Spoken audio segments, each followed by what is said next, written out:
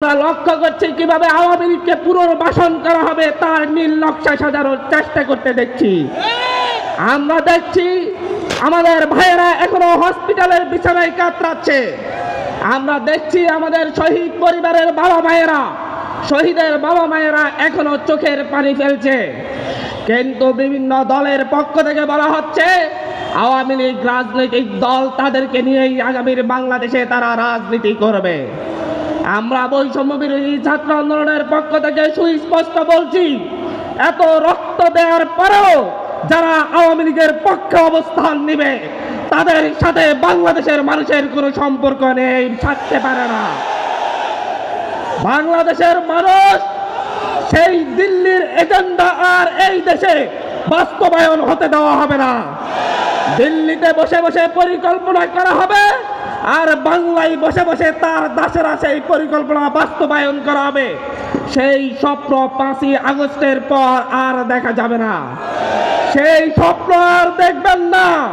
বাংলার সেই চাঁপাইনবাবগঞ্জের সীমান্তে দেখুন, বাংলার সেই প্রতিটি সীমান্তে দেখুন, সীমান্তের মানুষজন এখন প্রতিরোধ গড়ে তুলছে। সুতরাং দিল্লির পক্ষে এই দেশে অবস্থান করবেন, এই দেশে রাজনীতি করবেন, সেটা এই দেশের মানুষ আর মেনে নিবে না, নিবে না, নিবে না।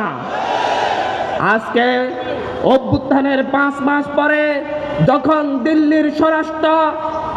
দিল্লির পররাষ্ট্র সচিব বলছে যে আগামী বাংলাদেশের নির্বাচিত সরকারের সাথে সরকার আসলে আমরা সম্পর্ক স্বাভাবিক করব, তার 2 দিন পরেই দেখা যাচ্ছে একটি রাজনৈতিক দলের শীর্ষ নেতা বলছে অতি দ্রুত নির্বাচন দেন, নির্বাচিত সরকারই এই দেশের ভবিষ্যৎ নির্ধারণ করবে। আমরা দেখছি হঠাৎ করে এসে বলা হচ্ছে ডক্টর মোহাম্মদ ইউনূসের সরকারকে তাদের কাছে নিরপেক্ষ সরকার মনে হচ্ছে না।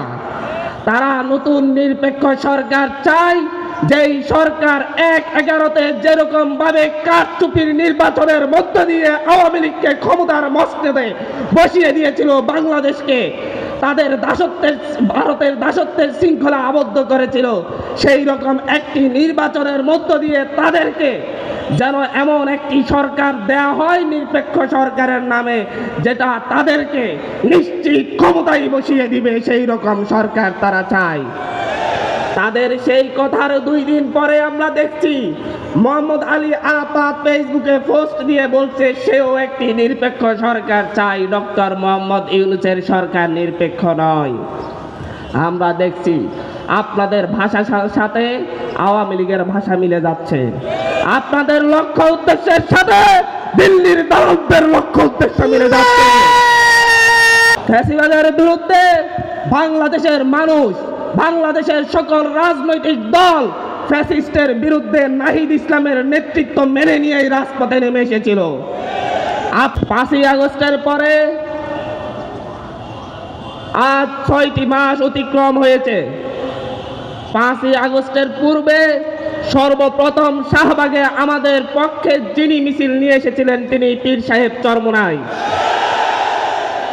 সেদিন প্রেস ক্লাবের সামনে থেকে যখন আমরা শাহবাগে অবস্থান করছিলাম, পুলিশের রক্তচক্ষু উপেক্ষা করে সেদিন প্রেস ক্লাবের সামনে থেকে চরমোনাই পীর সাহেব নায়েবে আমির ফয়জুল করিমের নেতৃত্বে একটি মিছিল এসে আমাদেরকে সাহস জুগিয়েছিল। আমরা সেটা ভুলে যাইনি। আমরা আজকে অভ্যুত্থানের 5 মাস পরে আজকে এখানে একত্রিত হয়েছি, কিন্তু অভ্যুত্থানের 5 মাস আগে অভ্যুত্থান চলাকালীন সময়ে যেই দলগুলোকে আমরা পাশে পেয়েছি তাদের মধ্যে আজ আমরা সেই প্যাসিবাদী আচরণ লক্ষ্য করছি।